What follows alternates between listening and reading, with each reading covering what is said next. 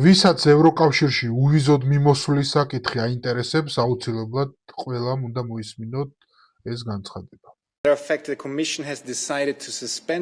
კომისიამ გადაწყვიტა შეაჩეროს უვიზო მიმოსვლა საქართველოს დიპლომატიური, სამსახურეობრივი და ოფიციალური პასპორტების მფლობელებისთვის. დღეიდან 6 მარტიდან პირველ ეტაპზე 12 თვის განმავლობაში.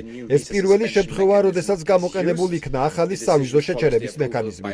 კომისია მიიჩნევს, რომ საქართველოს ხელისუფლების ქმედებები ეწინააღმდეგება იმ პრინციპებს, რომლებზეც უვიზო მიმოსვლა დაფუძნებულია.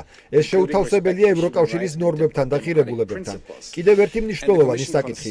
დღევანდელ გადაწყვეტილებასთან ერთად კომისიამ მიიღო ახალი სახელმძღვანელო მითითებები წევრი სახელმწიფოების, საკონსულო ორგანოების და სასაზღვრო დაცვისთვის, რათა მხარი დაუჭიროს უვიზო მიმოსვლის შეჩერების გადაწყვეტილების ეფექტიანად განხორციელებას.